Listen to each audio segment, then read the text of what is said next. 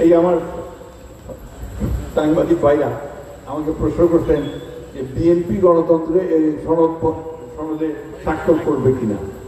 আরেকটু অপেক্ষা করেন, ওই দল কিন্তু বলেই দিচ্ছে যে ওরা করবে না যদি ওদের পিয়ার না হয়।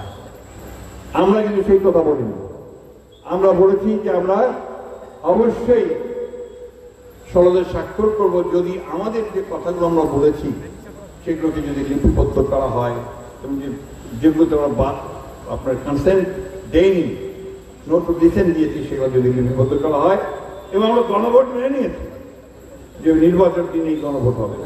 সুতরাং আমরা এখন পর্যন্ত অত্যন্ত ইতিবাচক ভূমিকা পালন করেছি। আপনার আগামী দিনে আপনারা জানতে পারবেন যে বিএনপি স্বাক্ষর করবে কিনা। এত অস্থির হয় না, একটু অপেক্ষা করেন, একটু টেনশন থাকা ভালো, তাই না?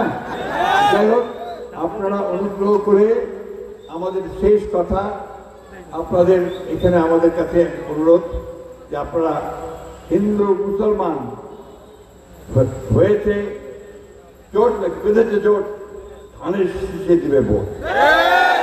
আমাদের হিন্দু ভাইরা এবার বুঝতে পেরেছে তাদের অনেক দিনকার ভুল, ওনারা এবার তৈরি হয়েছেন, ইনশাআল্লাহ তারা ধানের শীষে ভোট। সবাই খালি জিজ্ঞেস করে ভাই নির্বাচন হবে না? এই যে কয়েকটা দল আপনার একটু জনগণের মধ্যে একটু বিভ্রান্তি সৃষ্টি করতেছে। কি বিভ্রান্তি? ওরা বলতেছে যে এই যে সংস্কার নিয়ে আলোচনা হলো, জনগণ কিন্তু আমাকে জিজ্ঞেস করে না যে সংস্কারে কি হলো, জনগণ আমাকে জিজ্ঞেস করে নির্বাচনের কি হলো।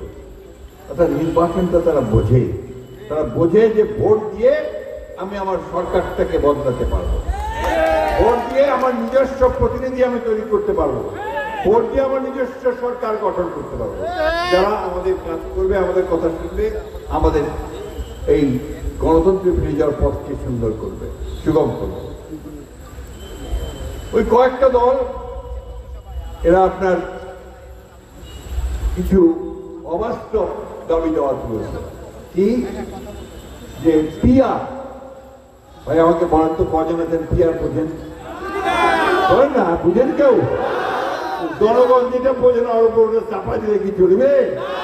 চলবে। আমরা এই কথাই বলছি যে আমাদের দেশের মানুষ এক ব্যক্তি এক ভোট, পার্লামেন্টের ভোট, এটাই বুঝে, তাই তো না? ওই সে তারা আমার ভোট আমি দিব, যাকে খুশি তাকে দিব, তাই না? তো বিহারে যেটা আমরা বলতে চাই যে ওইটা না, দলকে ভোট দিতে হবে।